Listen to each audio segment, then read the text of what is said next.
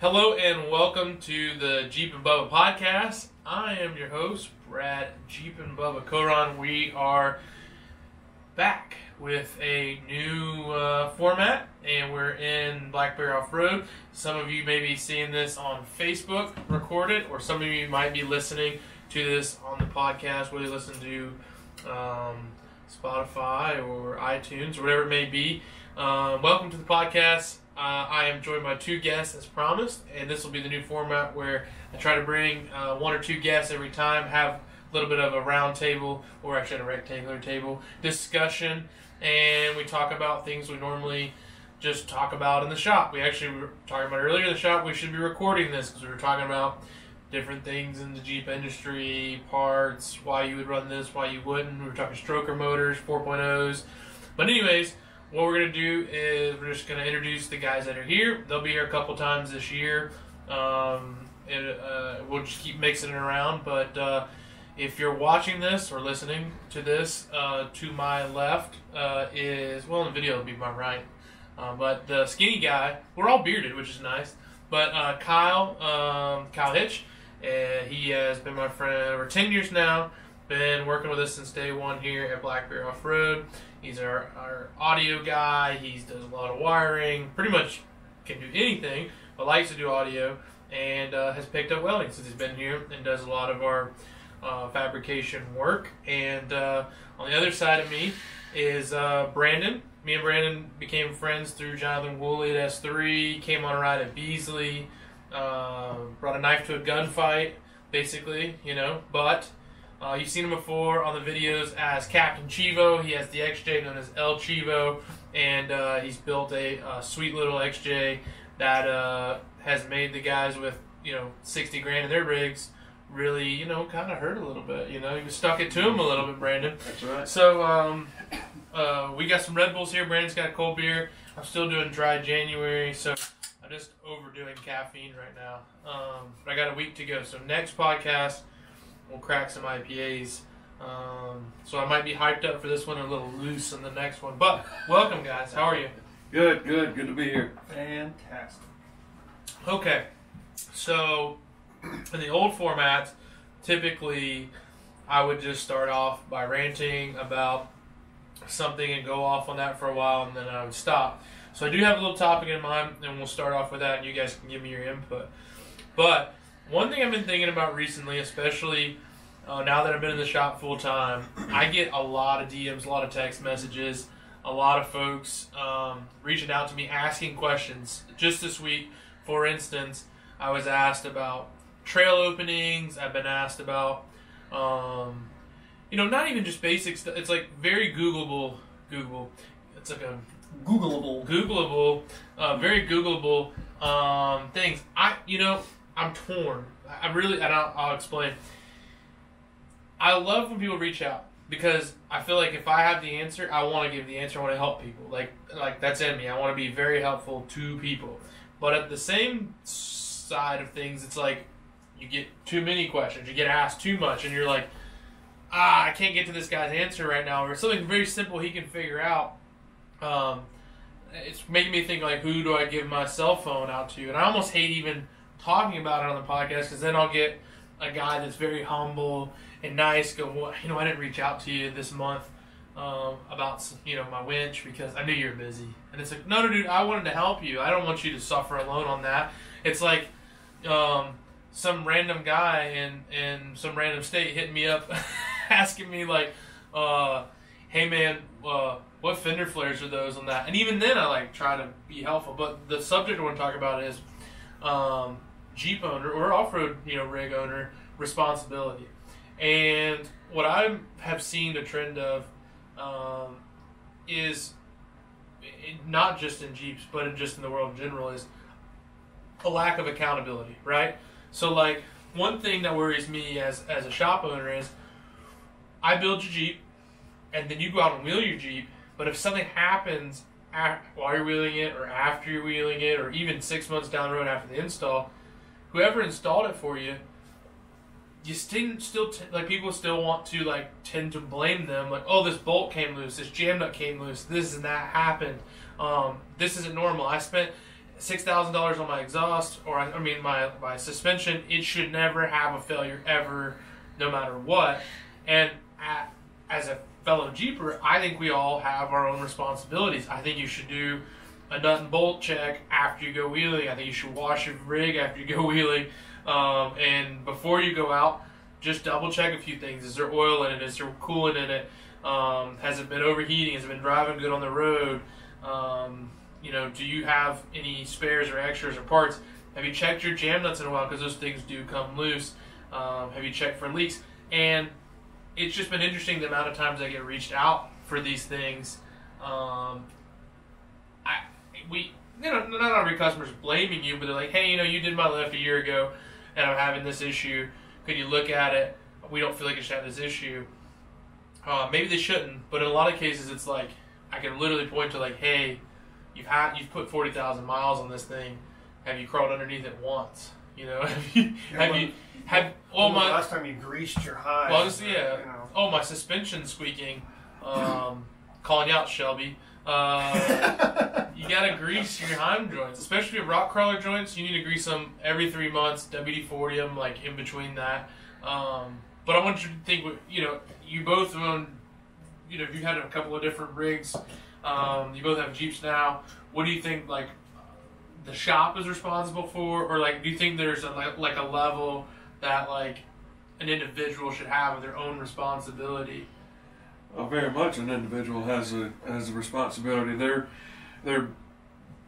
We as a community, we're bringing you an OEM vehicle that's designed to ride as plush, as quiet, as smooth as it can on the road. And we're upgrading these vehicles. We're putting them under high stress loads.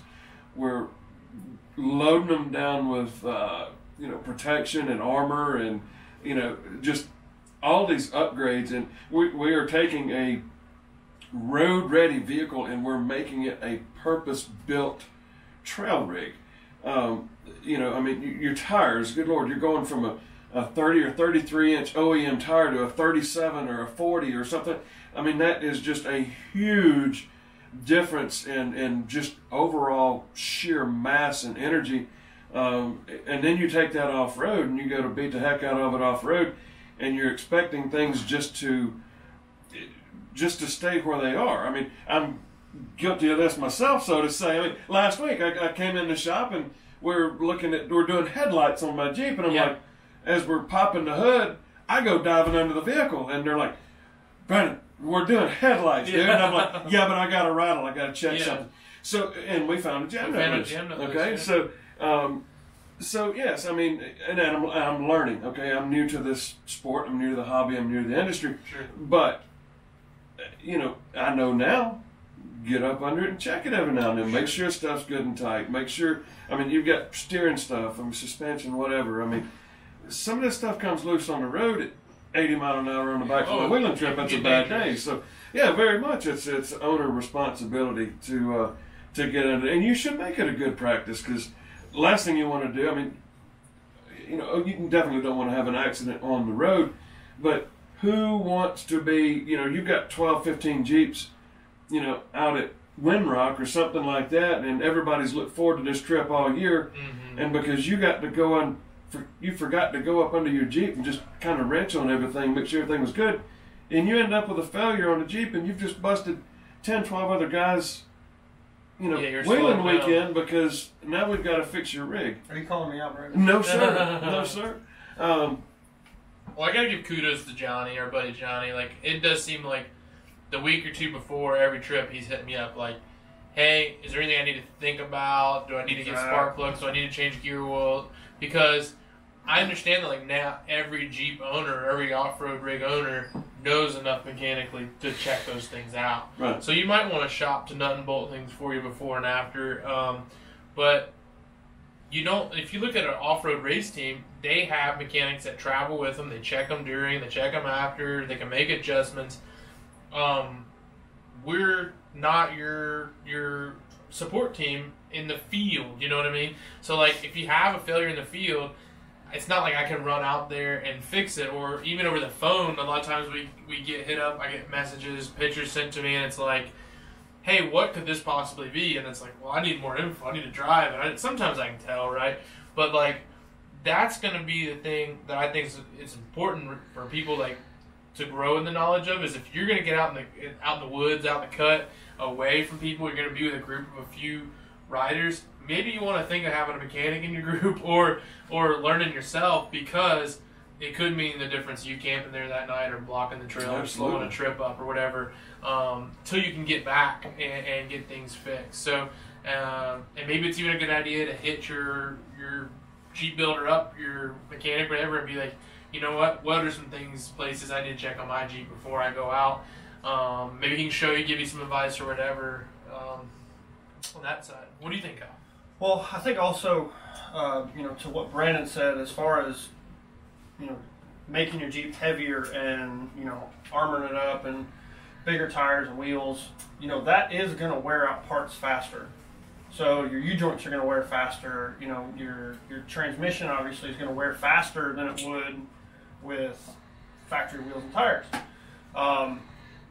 So re-gearing, is good, but you have to understand that it is gonna.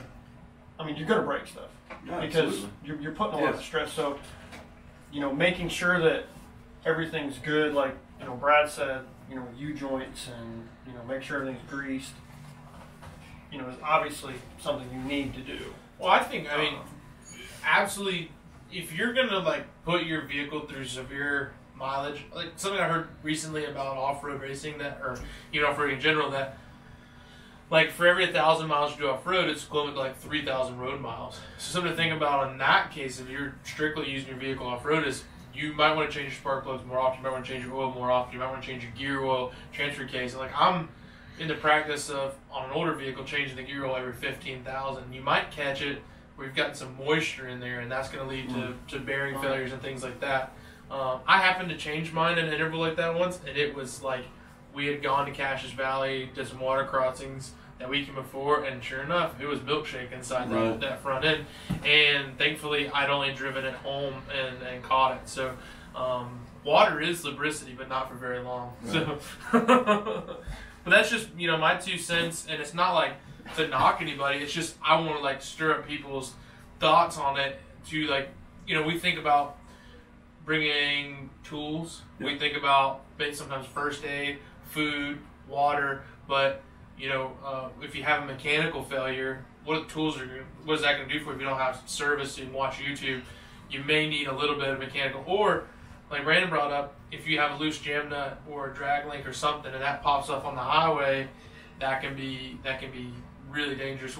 Me and Kyle were riding the trail one time in a WJ we didn't know that much about. We were doing a shakedown run, and I just start laughing. Oh, it was a shakedown. I hit the brakes and start laughing. He goes, "What?" I said, "I can't steer it. The track bar fell off." I felt it as we're running down the trail. 180 degrees left. He goes, "Why are you laughing?" I was like, "Well, there's nothing I can do. I'm just hitting the brakes," and thankfully we were aimed in a way that we didn't run into the side of this mountain. And we went down the trail, and I think you found it. Yeah, we found it. We found the nut, it was wild. Loctited it, and we're fine. But yeah, I didn't even put that track bar on. It was just already on the Jeep, and it fell off, thankfully, on the trail, because we just rode 2 hours on the highway to get there. But that's just kind of my point, that I think every owner has a little bit of responsibility. And again, if you're the kind of person who like, I don't want to get dirty, I don't want to get underneath there, I just want to go off-roading, you may want to find someone to bring along with you that can be that person. I think that's kind of cool about our group. We do have, and what we would call the Black Bear Trail team, a mix of everything. Like Kyle is a registered EMT. We have guys with all different varying experiences. Like we have a lot of mechanically inclined people in our group. But I would consider you the trail fix king. Well, trail fixes are permanent fixes if they get you until they break again. Yeah. Right. There's plenty of those. If it never gives you an issue, don't touch it. Yeah, yeah. We rewired my fuel pump with like all red wire. Yeah, all red wire and electrical tape. And it lasted like 6 months. That was like that long. It was a long. I think it was almost a year. It was like that. So I dropped the tank to do a fuel pump. Mm-hmm. It lasted. So trail fixes are great. All right, we'll move on. But yeah, just personal responsibility of an off-road owner, I think is an important thing to think about, and maybe just putting repertoire. You know, something I'm big on recently, and I've been kind of like jamming home, is like, if you're new to the hobby, maybe not necessarily like yet, you might not realize it yet, but if you've been in it a while, you've probably thought to yourself, I'm committed to this like long term. Like, this might not be the Jeep I own forever, but I'm always going to have a Jeep. I'm always going to go off-road. I'm always going to overland. If that's your case, like, if you're going to be in a hobby and immerse yourself, then realize there's, like, so many areas you can delve into. Like, that's what I think is cool about it. Like, if I get really good at mud bogging, I can get into rock crawling. If I get into rock crawling and I get tired, I can go overland. If I get tired of overlanding, I can get into sand. I can get into racing. I can get into technical. I can go back to small tire and do technical. I can build something dumb big. I can build a buggy. There's so many different like areas of it. So this is just another area of maybe building up your mechanical sense. I commend anybody who starts putting parts on themselves too. Like, just trying, even that takes away from my business. When you put that part on as you're wheeling, you're kind of thinking like, oh yeah, put that bigger tie rod on, it feels stiffer. I know how that tie rod attaches. Ooh, that rock's gonna hit that tie rod. You know that it's there. I mean, someone who's never been in a Jeep, they don't even think about it or know where it's at. So. You gain more of an appreciation and an intimate knowledge of your vehicle, and it's one thing to pay somebody to slap some parts on, but when you're busting your own knuckles and getting up under there and learning what it takes, and number one, you're going to learn to appreciate your mechanic, and two, you are going to learn how your vehicle operates, and to Bubba's comment about those of me, myself, that are new into this industry. I mean, I've been in it with you guys a year. Yep. I mean, I was in mountain biking competitively for, 4 or 5 years or something, before this. But I started out in the same way. I mean, my knowledge base was nil. I mean, I knew nothing about it. My first bike was a Walmart bike. Okay. Yeah. I ended up building my own race rigs. To the same degree to what we're doing here, I've got a good mechanical mindset, but don't be afraid to ask questions. Sure. Be respectful of your mechanic's time, as Bubba was referring to earlier, but don't be afraid to ask questions. If he's cool with questions after hours or something like that, keep it respectful, but ask the questions. And gain that knowledge for yourself, and you'll find that it's not going to be long. You're going to begin to share knowledge and helping others in your situation as well. Absolutely. Well, we'll move on, but good topic. So, as part of this new format, I've kind of gone to the guys and asked them to bring up some things that they've seen in the industry, maybe I've missed, maybe I've heard about them, so that we can share kind of our opinions on up-to-date things. It's not necessarily welcome to the Black Bear News Desk and we're telling you breaking news, but it is things that are relevant and new in the industry, and we're going to just share our opinions. So I'm going to start you off, Brandon. I think you got a couple topics or things you've seen recently. I do, and this is it's one topic, but let's say two ends of the spectrum. Okay, so when we first began to hear of electric vehicles, I thought you were going to say COVID. I was nervous there for a second. I don't want to get political. No. So, when we first heard of COVID-19. Right. So, you used to hear guys, building up their golf carts or something and going hunting with, making 4x4 rigs. Sure. And that's all fine and good. Yeah. But by and large, I mean, for the most part, the electric vehicles came across to be penny pinching, if you will, money saving, be frugal and whatnot, and Nissan and environmentally conscious and whatnot. Credit. So, and that's great, but okay, yeah, I'm the elder in the group, if you will. Okay, I mean, so I'm 45, and so I'm on up there. I'm on with a solid white beard. Okay, so anyway, electric vehicles in the off-road industry, okay? Yeah. Whether it be you're seeing e-bikes, okay, on mountain bikes. Dude, I raced at 200 plus pounds a single-speed, steel-frame mountain bike, okay? And these cats are coming out with e-bikes on mountain bikes. Okay, don't even get me started. That's what I would need if I was in a race with it. I would need the e-bike.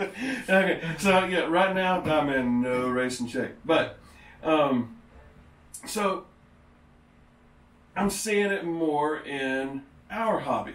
Okay, you've got the 4xe.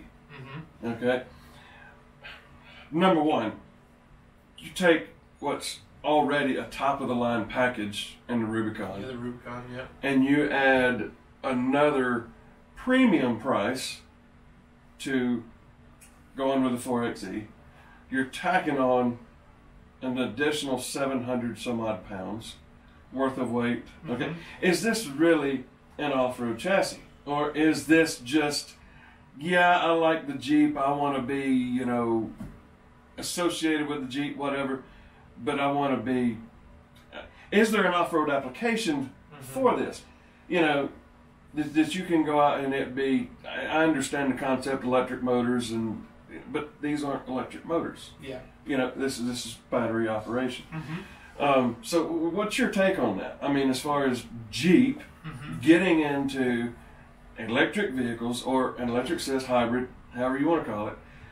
But I am seeing other vehicles in the industry that are coming into all electric Mm-hmm. offerings. Whether it be for, I mean, you got a You got couple the hundred mile Rivian, range. you got the Hummer, you Yeah. got the F-150 Lightning. Yep. There's a new one in the UK. Cybertruck.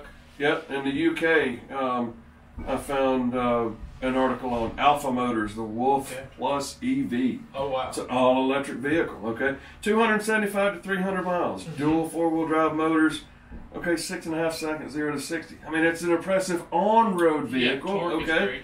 Yeah, torque's great. Dual electric motors for climbing or wheeling or this or that. But, I mean, come on. You're overlanding. You're not going to be crossing creeks and this Yeah. and that. I mean, what's your long-term viability of this off-road vehicle that's all electric? Sure. Cost of maintenance and everything else. What's your thoughts on that? So I'll be the last combustible motor owner on this planet. Like if I can keep getting gasoline and keeping my combustible motors running, I'm going to. Like I don't want to Absolutely, yes. But I do see some upsides, right? The 4xe is interesting, right? It is. I'm not so sure on its off-road application, but its on-road it's torquey, and what it does is it works in the torque curves where there's a lack of power to bring power. It only has a 25-mile range of battery, but it adds a lot of weight. But you know, you get a little bit better gas mileage and a little bit better torque. Now, would I want that for my off-roader? No, I don't want that extra 500-600 pounds of batteries. I don't want to worry about the electrical system underneath there. That requires a different certification altogether to work on. But here's an interesting thought. They just took the Rivian cross country. They did Black Bear Pass, and I've just recently seen a video of a Tesla that basically did water fording. And I've never thought about that. You know, you think about dunking your cell phone underwater, that's it, it's dead. But if they can waterproof an off-road electrical vehicle, there's no worry of hydrolock or, you know, I mean, they could seriously do some water crossings and get in some really muddy situations where, like, we're worried about our intakes, that they're not worried about that at all. I mean, the batteries are, if they're well enough put away and protected, should be no issue. Right. My main thing would be range, and there's actually a dirt bike, some guys that just took, not dirt bike, they took some electric Harleys, Ewan McGregor and a guy named Charlie, I can't think of his last name, but you can watch it, I think it's on Netflix. It's The Long Way Up, and they go from like South America up to the U.S. on electric Harleys. Well, you can see their struggle along the way. They had Rivians as support vehicles, and they were having to find solar power places. They had to find people who had generators. They had to find buildings that actually had adapters that were stronger than 110 or could adapt to charge their bikes, charge their trucks. So if I want to go right now and drive straight to Colorado and wheel Black Bear Pass, I can be there in 3 to 4 days and fill up at gas stations the whole way, right. No issues. So as the infrastructure grows, and I know Jeep has just added to their app where you can like see where there's charging stations close to their Badge of Honor trails. As that infrastructure grows, I could see it being viable, but right now to me, I wouldn't be buying an off-road vehicle that's electric. Right. It's just we're way too early, I think, in that range. But I can see the benefits of having the torque of an electric vehicle, and then not necessarily worried about fluids necessarily being an issue. But working on them, if something breaks, and then charging them, I mean, once those batteries are dead, no one's bringing you a can of electricity out in the woods. They're bringing you a generator or something. It just doesn't sound like a great option for me. Sure. My biggest turn off to that, I think, is weight. Weight, yeah. Because I want to say a Tesla Model 3 weighs like 3,800 pounds.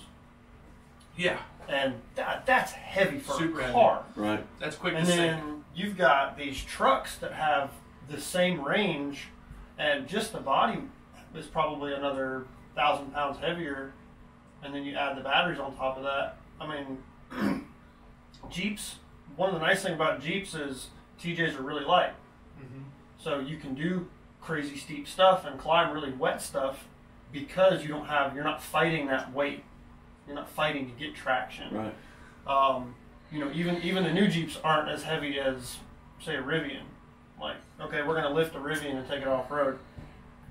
You're going to struggle with your weight and just getting traction because, I mean, you're basically pulling a dump truck up a hill. Sure. I mean, Now, what's the dry weight on a JLU? Like 5,500 pounds. 5,500 pounds. So you throw another 700 pounds worth of batteries on there. And bumpers and bigger tires. Right. And you're well over, you're in the six now. Right. So now, to counter that, I did watch a review and an on-road test. And, one complaint about the Jeeps is they can feel kind of rickety sometimes. Even at that kind of weight, 6,000 pounds or somewhere around there, that additional weight settled the ride down. Oh, yeah. On road. And to your point, using it as an on-road vehicle, if you've got short commute, or something like that, and you just want to be in a Jeep, that's okay, that's cool, Well, that's most Jeep owners. I mean, most of them are getting driven on the road 95% of the time. Right. And then going to the beach or the mall or whatever, but then, there's less than you would think. I would say there's less people who use them off-road than actually use them on road every day. So that's going to be perfect for them. And why Jeep's even doing it is they're getting slapped on the hand by the EPA saying they have to have a vehicle with a better range on there. So the manufacturer's being forced into this. I don't think Jeep wanted to make an electric option. Yeah, so why don't they do that in the Patriot? Exactly. Renegade. Exactly. I mean, come on. Yeah. Don't take your flagship model and dumb it down. No, I'm not going to say dumb it down, but electrify it. Electrify it to a non-excitement factor. Sure. Now, I'll end this kind of section on a positive note that I think would be cool. Now, if you're an overlander, the F-150 Lightning would be an awesome rig. And then here's the two reasons I think this. One, you have the frunk, because there's nothing in the trunk. There's nothing in the engine space. So now that's way more dry storage that you have. And then we were at SEMA, we saw F-150 Lightning, and they had a dishwasher, they had a full-size microwave, they had a washer and dryer, they had an ice maker, and it was all running off the battery power of the F-150. Nice. So if you're a guy that wants to just go find an awesome campsite and bring all the amenities from home, you have a huge bank of batteries and a huge bit of dry storage in the front. So if you're not looking to go do the Rubicon or Moab or something like that, or something crazy, you just want to run some forest roads and go camping, right? That might be an awesome option. You can probably come up with some solar to keep you out there a little bit longer. So for an overlander, the Rivian's got a cool kitchen option where you can slide it out, and it's behind the back door going through the trunk or through the bed of it. So I think that's some cool options. I just think we're too early. I'm not buying one. Sure. So, so to the opposite end of the spectrum here, and this is what I get excited about. Power. Okay, power. All right, we're all gearheads here. All right. Yep. So, man, you've got Jeep just came out with multiple offerings with the 392. Yep. All right. I did not even know about this until Bubba's like, hey, research a couple of topics, bring some stuff to the table. I start Googling stuff. A Raptor Bronco? Really? Yeah. Come on, dude. Yeah. I mean, this thing's built after, what, an Ultra Class 4? Yeah. You know, Baja rig They or missed something out on like the that. name, though. They should have called it the Braptor. Braptor. Right? It should be the Braptor. But, I mean, you're seeing these crazy horsepower rigs that are coming out. Now, granted, I'm a V8 guy. Sure. You know, there's no replacement for displacement, so the Sure. saying goes. Okay, but I've seen the head-to-head test against the 6.2 Raptor F-150 Yeah. and the twin V6 Sure. EcoBoost Sure. second-gen Raptor. And They're with a making- 10-speed transmission, and Mm-hmm. 6.2 couldn't hold a candle, dude. Yeah. They're making some steam for sure. They are, you know. Now you got to stay in its guts, you know, to stay in that power band. Sure. But it's there. So I think it's interesting, in my opinion. FCA just drops the SRT group, disbands them, Yeah. which they said, to my understanding, they're dispersing them so that they bring everybody else up. Nonetheless, they dispersed them. Ford Racing brings out this monster. Sure. That's some good stuff. Ford, It is. Ford don't care. I think it's to bring. So Ford, I don't know if you saw these notes, but Ford actually had a bad what would you call it, quarter. They're actually the only one of the groups that showed a negative quarter, while Mopar showed a huge positive gain. In fact, their truck has gotten, the Ram has actually moved up to like the first time ever to second highest selling vehicle in the year. And so the Ram and the Jeep, the whole Mopar brand's been doing great. Now, I think they're disbanding SRT because they're bringing another motor. The Hemi is an awesome motor, but it's outdated. I think they can do a better option. Now, as far as the turbos, I've never been a believer in them until I owned one. So now I have the JL. It's got the 2-liter turbo, Impressive. and it has the same horsepower numbers as the V6 and lower torque numbers than the V6. But if you side by side run them, I will smoke the V6 all day long. And then they ran the Bronco.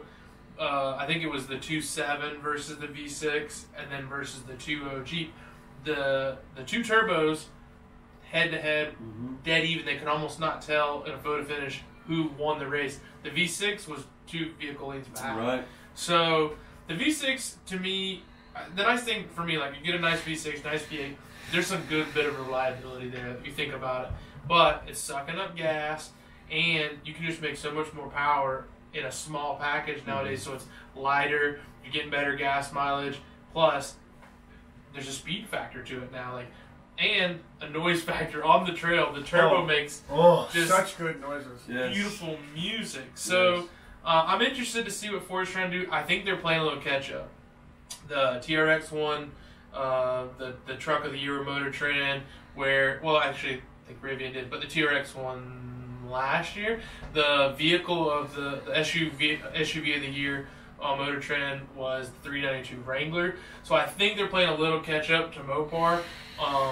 And they've been a little slow, not a little, they've been very slow on the Bronco release. So they're needing, to kind of bring Some stuff to excitement. market like the Raptor. So that's just to me, that's just a play out of the Mopar book. Right. That's what they've done forever. They bring out the Viper, the PT Cruiser, They got the cool factor they down. bring boy. those things out, but Ford has the sales, and recently saw that Ford had invested $800,000 in Rivian when they first opened.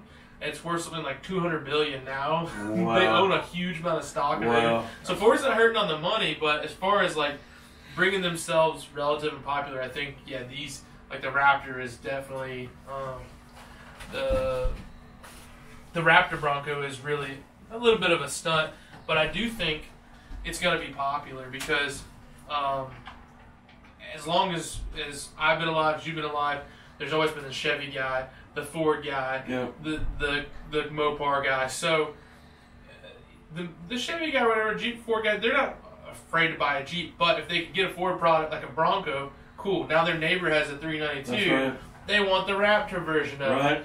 The only one who's lacking right now is Chevrolet. What are they bringing, the Blazer? Now, they do have some cool stuff in the what do they call it? The the AT4. The GMC makes an AT4, and then like the Colorado Canyon, they're doing some stuff with AEB, Yeah. but it's not a Bronco or a Jeep or a 4Runner, or even like the new Titan, the new the Frontier. Those things are like more geared to be into the off-road. We don't see Chevy doing a whole lot. I'd like to see a two-door. Not making a lot of racket up. They're not bringing a two-door Tahoe back with now the new. What is it? Is it the Tahoe they've got now? The AT4 package. Yeah. It's slick looking. It is. But it doesn't. I don't think it's got the off-road guts and bones to it. It's more of an appearance. It is. Kind of thing. It is. Now, I'll say years ago, when Chevy first came out, with the Z71 package. Sure. I mean, dude, that was, I mean, years ahead of anybody else as far as an off-road package or anything like that. And ride quality, build quality, off-road capability, was a huge step. But, I think they do need to freshen themselves up. As the AT4 that step? Maybe it's the electric Hummer that's gonna get them back. I don't know. We'll see. Yeah,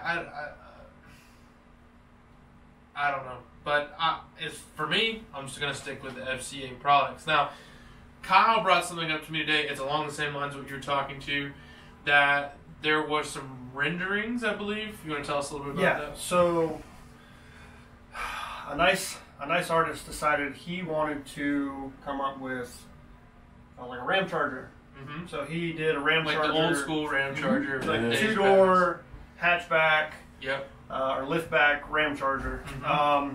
kind of off of the TRX frame, and then they did a Charger, like a Dodge Charger, Dodge Charger, but with like a TRX drivetrain, basically. Wow. Yeah, like a Fast and Furious 9. Gnarly renderings, like definitely looks like something Dom Toretto would drive. Yeah, I'm liking the actual Ram Charger style. Sorry, just lost the go. The Ram Charger style. It actually, if you saw the Bronco that the Rock drove, I want to say it was in Fast 7 or 8 or something. They're releasing the Bronco. It looked more like this, right? Where it looked like an F-150 with a camper shell, but with smooth lines all built in together. And then we got the Bronco we have now. It's more of the retro style. I would love to see this war between the manufacturers. Bring us back the two-door Tahoe or a Blazer. Absolutely. In an off-road package. Give us the option of a Ram with a back seat, just two-door up front. Because the TRX package, I'd be all over that Ram. Oh yeah, you can fit the whole family in there. Maybe do a Power Wagon version of it. Comes with a factory winch. And then, you already have the Bronco, so that would be a cool, like, retro throwback. That's what we saw, like, when the Challenger came out, and then the Mustang kind of got retro with it, too, and then the Camaro comes back. So I'd like to see that in SUVs. I would love to see a horsepower war, an off-road war, but we are in the day of electrification. Gas prices are up, MPGs, so all that cool gearhead stuff. I mean, we're not going to see a lot of it for the manufacturers, I'm afraid. No, you're not. And sorry, not to bash Chevy again, but the current Blazer, you missed your mark, guys. It's a minivan. It's a minivan.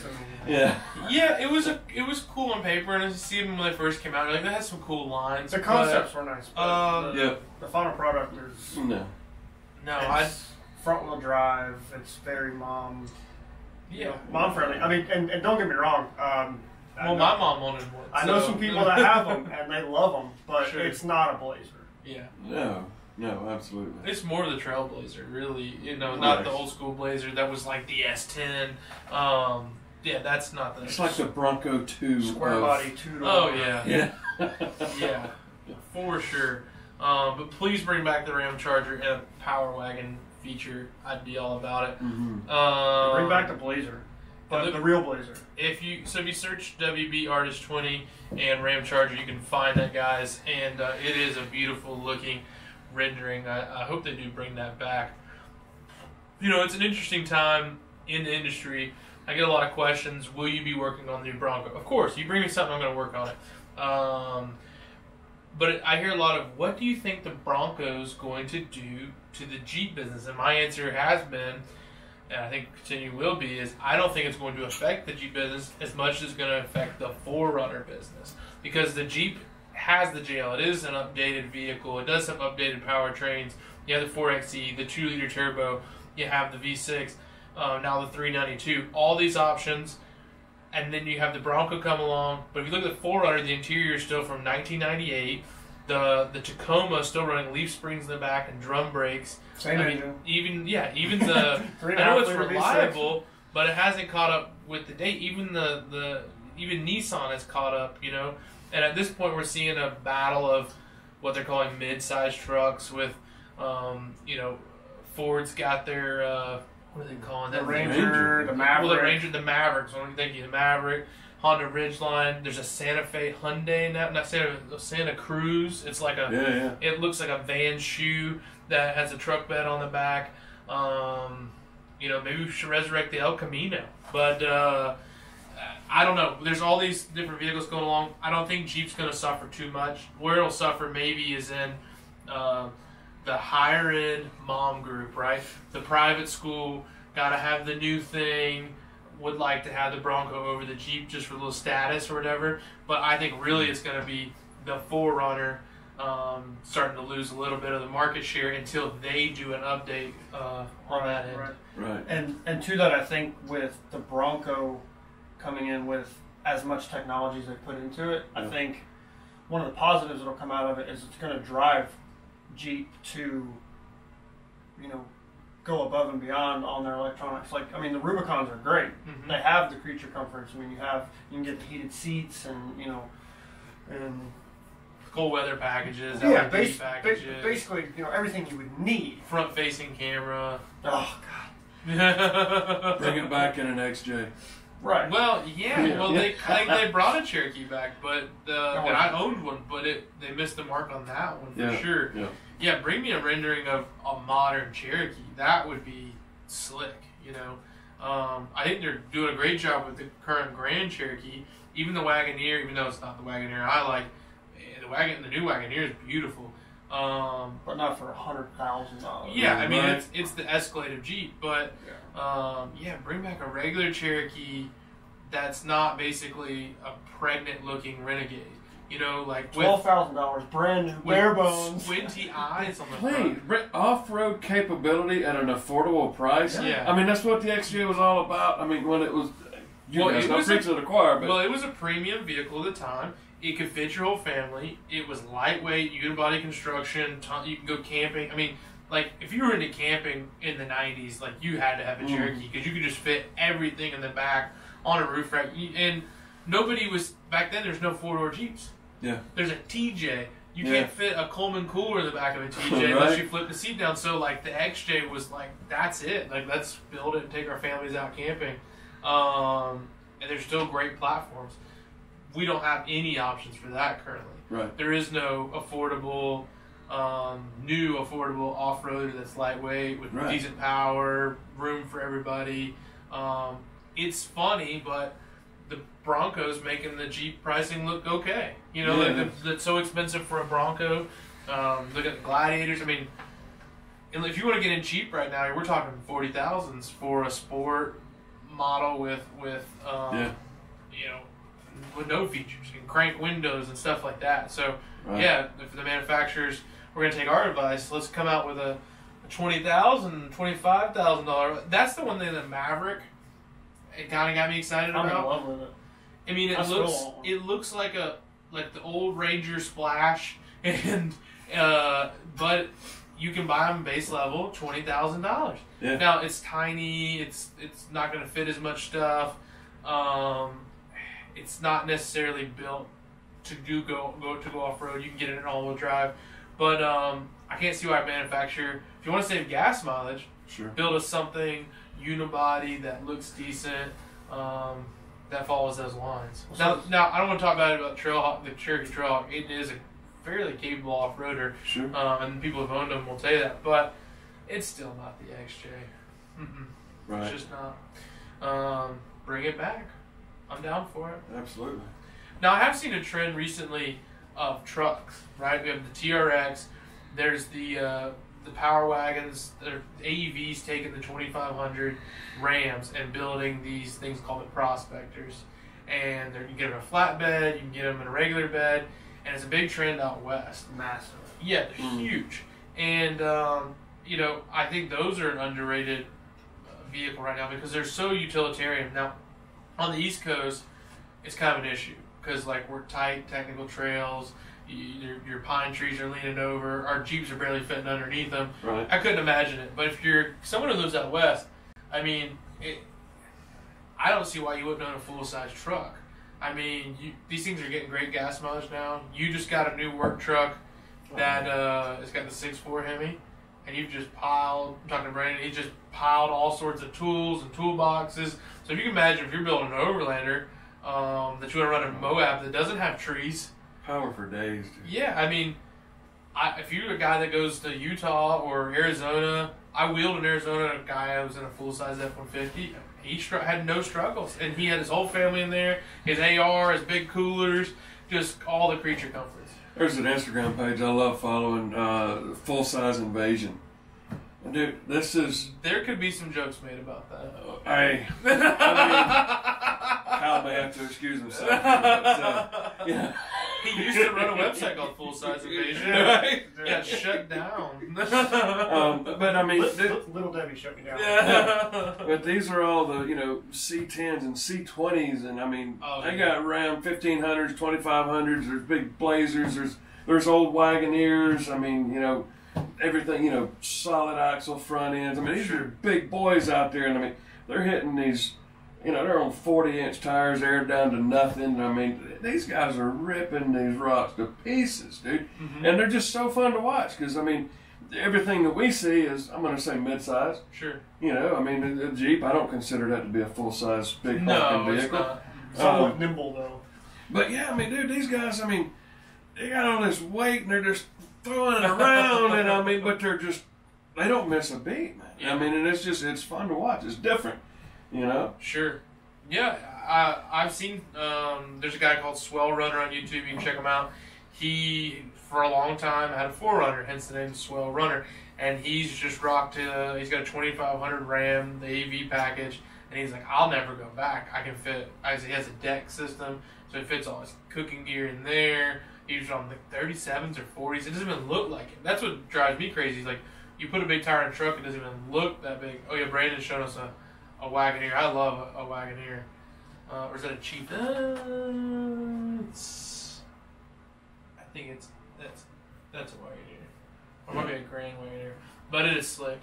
Shout out to Ken Farley, who's got a very slick Chief with a nice 6-liter under the hood LS. But yeah, man, that's the unfortunate part for us living out here in the East. It's just like full size is just not really an option. 2 doors, TJs, XJs, you know, and really the JLs are a little tight on these trails. Even on full-size forestry roads, yeah, it can get tight, and so I could only imagine a guy in a full-size truck.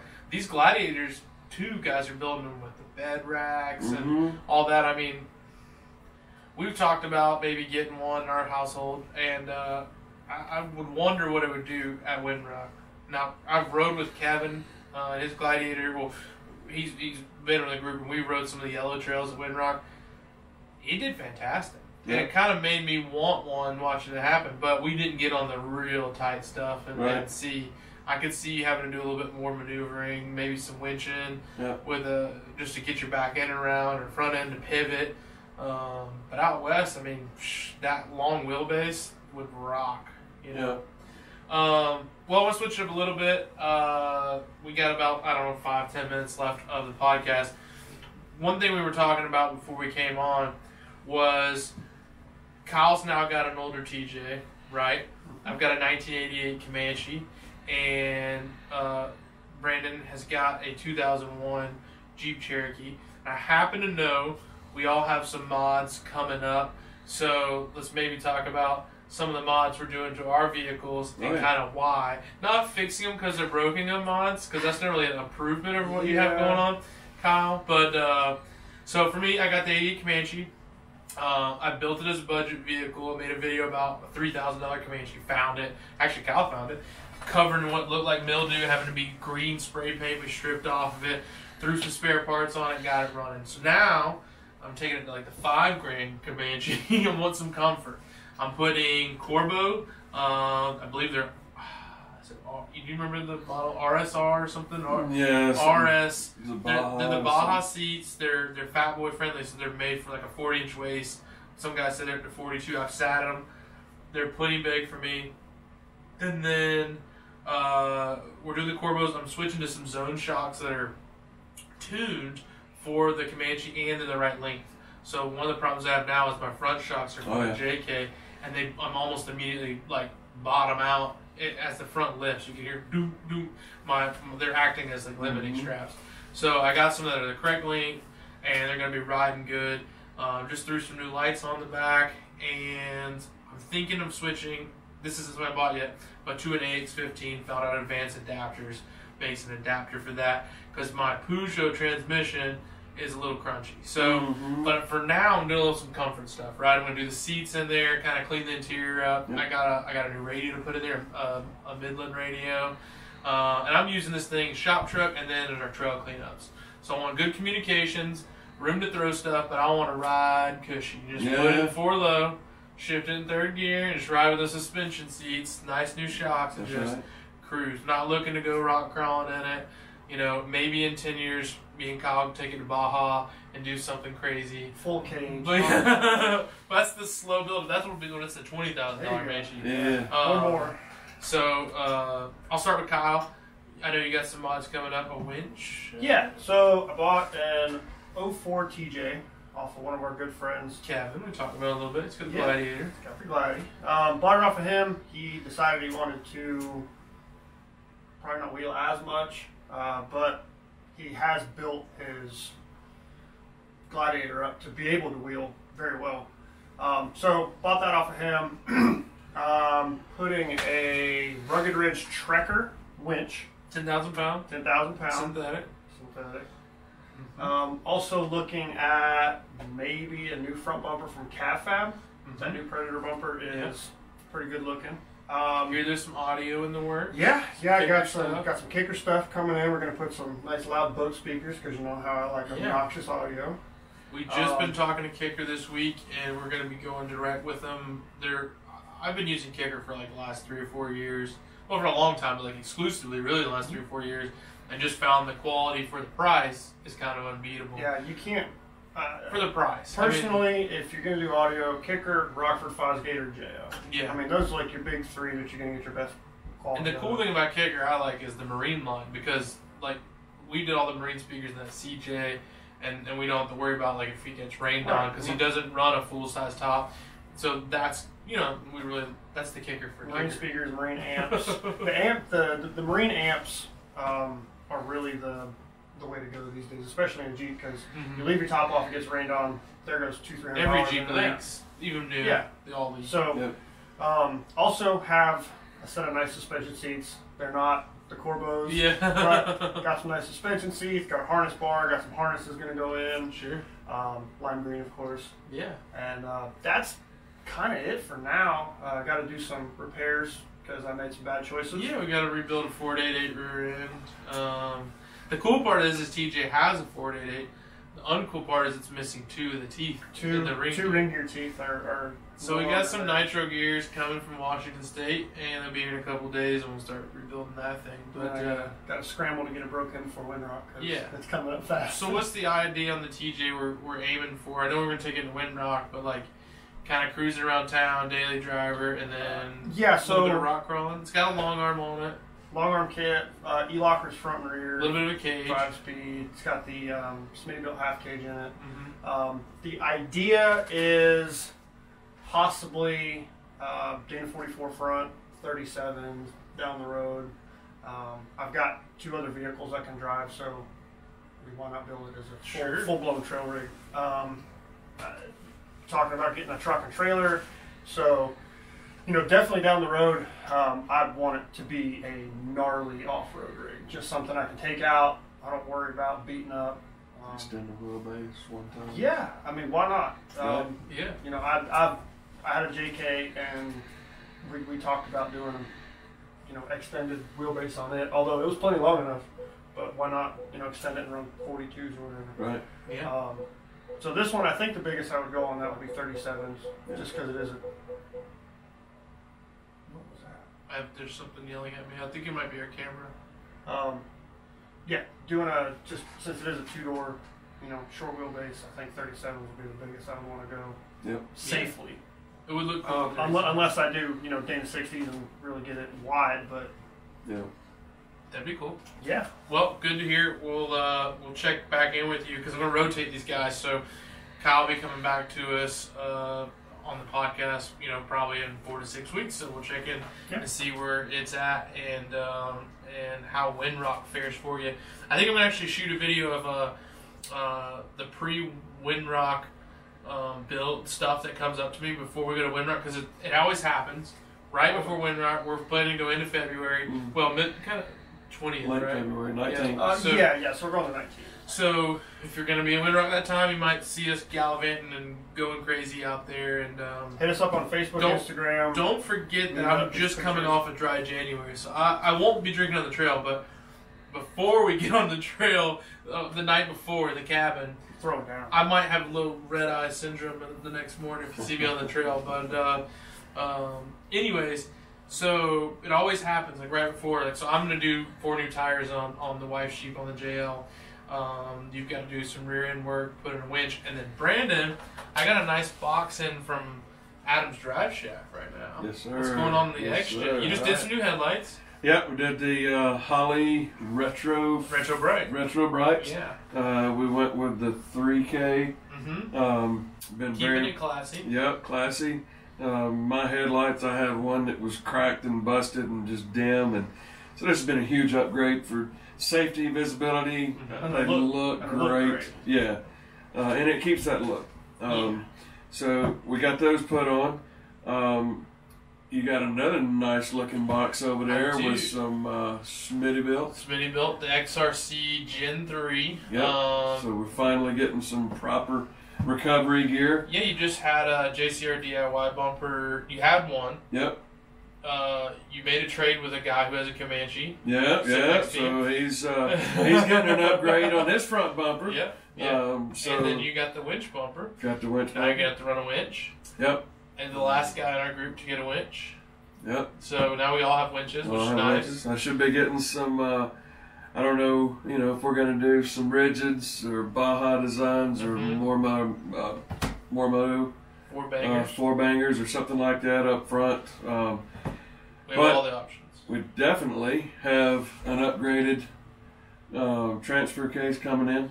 Yep. We're surprised that mine's lasted as long as it has. So yeah, we can hear a bearing dropping noise, and we pulled Brandon's transfer case, and we can turn it over, and you can hear the bearings falling. You can hear it.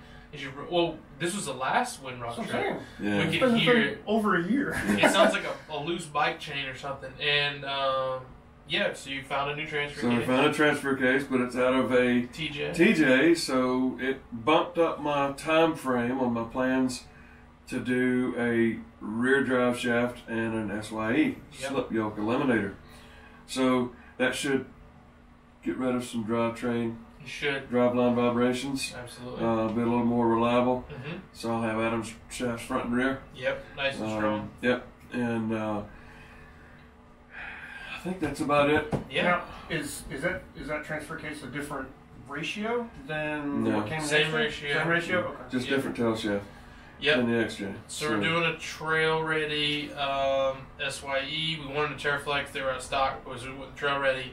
We're doing that with Adam's shaft, and those are just tough, awesome shafts. You already have one in the front. Yeah, been very pleased with the that. rear, and you've got the auto locker in the rear, kind of the limited slip in the front. Now you got the gears. Your tires are locked in. I mean, we've taken it from being kind of just a nice, clean form. Now with the lights, new bumper, the winch. I mean, we're getting close to running out of stuff, but we still have a list of stuff. You maybe want to do some suspension seats down the road. And your plan is right. You want to know something you can drive. Yep. You don't have to drive it every day, but Yep. you want to be able to drive it, and then build it purposely to go ride trails with us and Absolutely. push the capabilities of it. So, Yep. last time we went to Gulches, Brandon was shooting some trails that us four-door guys were a little bit nervous to do, and he crushed it. So it was awesome. It's fun to watch the progress. I like older Jeeps, I like older vehicles in general. I just like the style of them versus what we see today. It's fun to play with the new technology, but it's really fun to bash on this old steel and build them up. And there's just so much in the aftermarket. Whatever you can think about wanting to do to a Jeep, you can do it basically. So. Yeah, and I've got, like you said at the first of this podcast, we've got guys out here wheeling $60,000 rigs. Okay. You're about to 10. I'm maybe at about a now? 10K mark, and you know what? I mean, that's nothing to shun or whatever. Scoff at, yeah. But yeah, I mean, so I go out and I bust a light at Windrock, up against a rock, or get some rock rash on the rear quarter. Yeah. So what, man? I mean, it's It costs you $35 to fix. On eBay. yeah. You blow a light out of a JL, you're looking well over $100. I just cracked the other day I swung the door too far on my JL, and I cracked it a little bit. They're like $500 tail lights. So I'm like, it'll hold. Put a little JB well, a little clear stuff on there, it'll be fine. Right? Yeah, so I mean, actually it's a little bit easier on that. Yep. But, all right, well, I think we talked about all the stuff we're going to talk about for tonight. Thanks, gentlemen, for being on here. Enjoyed it. Do you have anything you want to add? Any top tips? All right, cool. I hope you guys have an adventure in your future. Make sure that if you're watching this, you subscribe to the channel. And if you're listening to this, make sure you leave a review if you're on iTunes. If you're not, just share it on your Facebook. Spread the word. We got this new format. We're going to be bringing this roundtable type discussions. If you like it, give us some comments on Facebook about it. And honestly, we want to hope to see you on the trail. Eat your prunes. I'm Jeepin Bubba, and we'll be seeing you. We did it.